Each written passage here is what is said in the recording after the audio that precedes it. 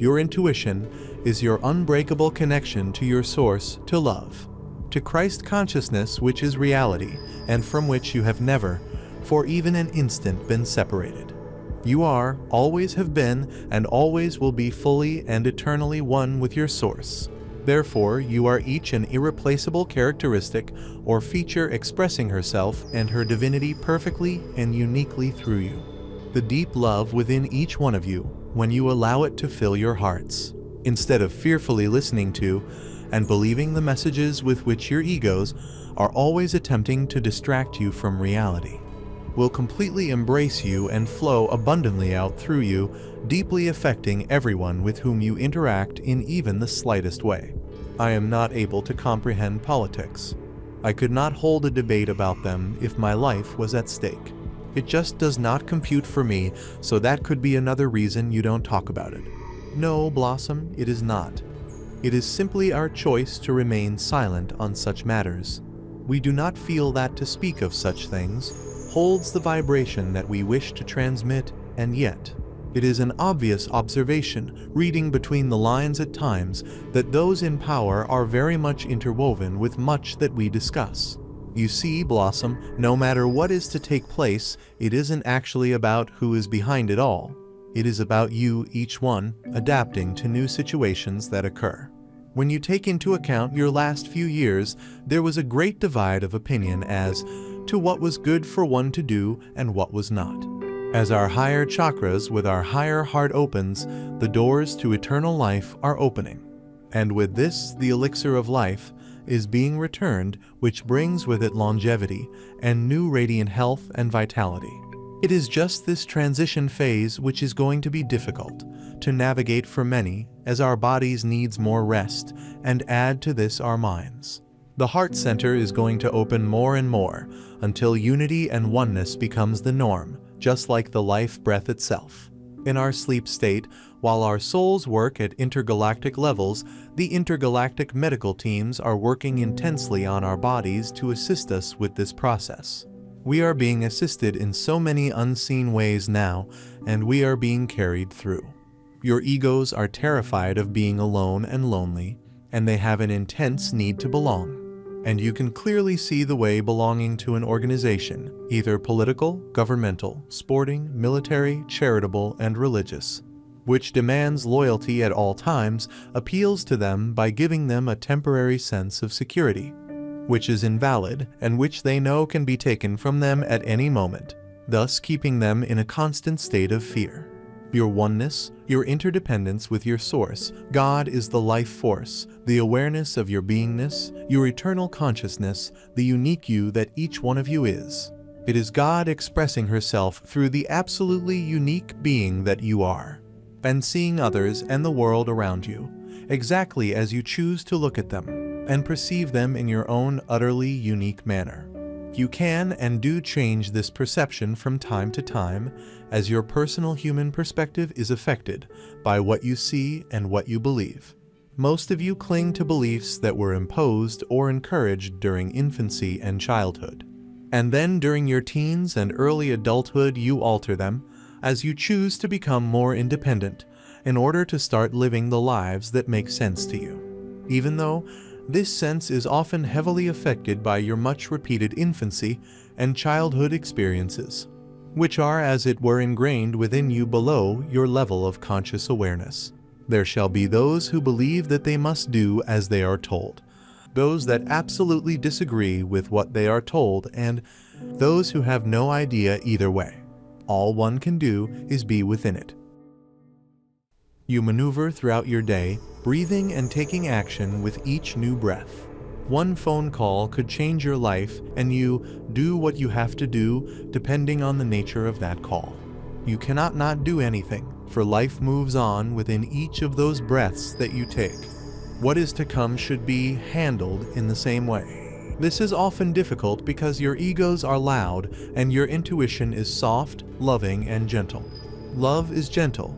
It does not scream or shout, it envelops and embraces you whenever you choose to allow it to do so, and then offers you wise and loving guidance that your egos, because of their endless fear and need for protection from others and the world, would dismiss as insane.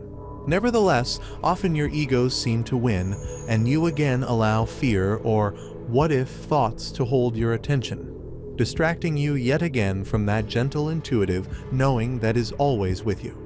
However, your divine connection, your intuition, is ceaselessly patient because it always honors your free will choices and decisions. And when you do make the choice to start accepting its guidance as you will, it is there ready and utterly willing to present itself to you. The vast majority presently in human form will start to listen to and be guided by their intuition in this their present incarnation, because they set that intent very powerfully before birth. Nevertheless, many have undergone or are undergoing intense pain and suffering right now. So be aware of this, and instead of reacting angrily and judgmentally to the insane and destructive behaviors in which some are engaging, pause and tune into those for whom you feel anger or rage, and allow yourselves to offer them your love and your forgiveness. Well, rather than persiflage on about the same thing, we shall just wait. Nothing else we can do, and when something kicks off, we can look into it more then. It seems you have said what you can about it, and that's that. So, moving on. I have seen a video where quartz crystals are emerging through tarmac. Can we talk about that? That would be pleasant to do so. We would say it is a sign of the times. In one sense, it is significant in the metaphorical state of everything coming to the surface. All that lies underneath has to be brought up. It has to come into the light. Do not look upon these crystals, or indeed any others, as non-thinking, non-active pieces of unique beauty. Whoa, I know crystals hold much knowledge, yet non-thinking. Did we get that through correctly? We did. Can crystals think? Surely not. Crystals are of the highest intelligence. They hold secrets of the universe. They are attuned to that which is of the highest knowledge. They have power within them, which when understood and activated can lift your own personal vibration way beyond that which you thought possible. Crystals are your friends. Many of you have your own, and you charge their energy with your love. You feel they are charging yours. It is a two-way friendship. There is much that the majority know as common knowledge regarding these light holders. They become a personal tool and serve well. What are the chances of an intelligent creator getting the mix just right so that the universe can support life? Well, we're here, aren't we? Now, here's what really happened at the dawn of creation. So much for the physics and its favorite tool, mathematics. But to realize what really happened at the dawn of the creation of the universe, you need metaphysics to illuminate the path. The real starting point of the universe was the divine love of the Creator. This was necessary in order to contain what came next, the impetus for expansion. Today, the expansion pressure slightly exceeds the magnetic containment power of the framework provided by divine love. At our physical level of existence, this results in the steady expansion of our region of the universe at the speed of light, creating a constant flow of energy within that space at the speed of light. A fear of losing the old secure base arises. Encroachment on old norms and values can lead to psychological problems. Depressive feelings about the future increase. Give the younger generation a hopeful image and tell them about the new earth. Wars cause much hunger. Little prosperity reaches Western countries as they are bombarded with millions of refugees. In 2024, the facts surface about this form of hidden slavery. This information is leaked through unknown sources, with the waters of the Holy Grail purifying the shadows. The new agenda is keeping parts secret about migration and a hidden slavery. This is going to become visible at an accelerated rate, and then there will be a great upheaval in the political field, both internally and externally. The hearts of the Western countries are deeply touched in confidence. They feel cheated and cornered.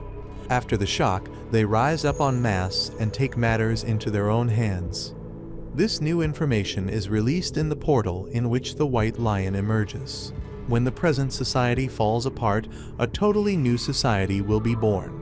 The world splits apart, and those who step out of oppression find new ways to survive. They will build a new Earth together in many forms and from many variations. Creativity will underlie this, and they will embrace nature. This natural world will grow from a humanistic form into a new future civilization. The new human will arise, and it will focus on the Earth and the cosmos.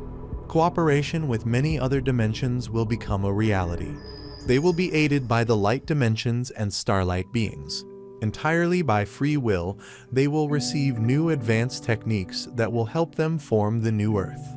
There will be no more poverty, but abundance. Much knowledge will be shared. First, there will be chaos, and this is necessary to make the transition to a totally different consciousness. Therefore, make the right choices to navigate through this chaos. Use your feelings and intuition. Help each other where you can, and keep your heart beating warmly.